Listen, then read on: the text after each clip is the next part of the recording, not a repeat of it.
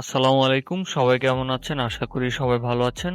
আজকের এই ভিডিওতে আমরা শিখব কিভাবে আপনারা এমএস ওয়ার্ডে কুইক পার্টস এর মাধ্যমে একটি লেখা বা একটি সেন্টেন্স এবং একটি প্যারাগ্রাফ খুব সহজেই সেভ করে রাখতে পারেন।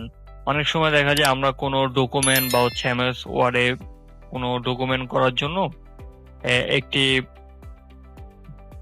ওয়ার্ড বা সেন্টেন্স অনেকবার প্রয়োজন হয়ে থাকে। তো সেক্ষেত্রে আমরা বিভিন্ন জায়গা থেকে যেখান থেকে আপনার প্রয়োজন সেখানে বারবার কপি করে আনা লাগে, বারবার কপি পেস্ট করা লাগে। তো সেক্ষেত্রে আপনি যদি কুইক পার্টস এর মাধ্যমে ওই ওয়ার্ড বা সেন্টেন্স কিংবা প্যারাগ্রাফটা আপনি সেভ করে রাখেন, তাহলে খুব সহজে বারবার আপনি এটা এখানে ইউজ করতে পারবেন। তো প্রথম আমাদের, যেমন আমি যদি এই লেখাটা আমি আহ, আমার সবসময় প্রয়োজন হয় ধরে নিলাম, তো সেক্ষেত্রে আমি এটা কিভাবে সবসময় কুইক পার্টসে এড করব। তো সেক্ষেত্রে আমি আপনাদেরকে দেখাই।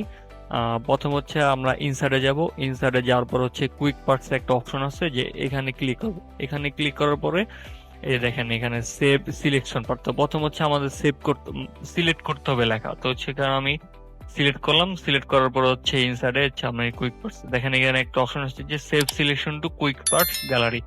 তো এখানে আমি ক্লিক করলাম। ক্লিক করার পরে যে মেরিল্যান্ড ইনস্টিটিউট আপনার বা আপনার যে কোনো নাম দিয়ে সেভ করতে পারবেন। তো আমি মেরিল্যান্ড ইনস্টিটিউট দিয়ে সেভ করি।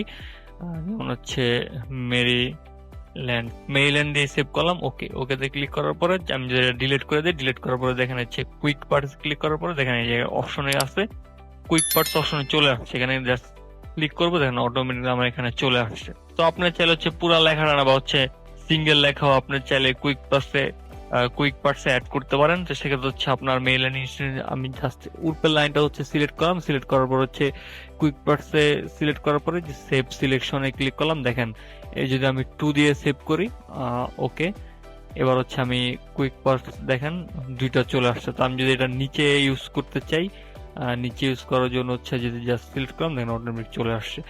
তো আপনি এইভাবে কুইক পার্টস এর মাধ্যমে আপনাদের লেখা সেন্টেন্স বা প্যারাগ্রাফ সেভ করতে পারবেন। তো আশা করি সকলে বুঝতে পেরেছেন।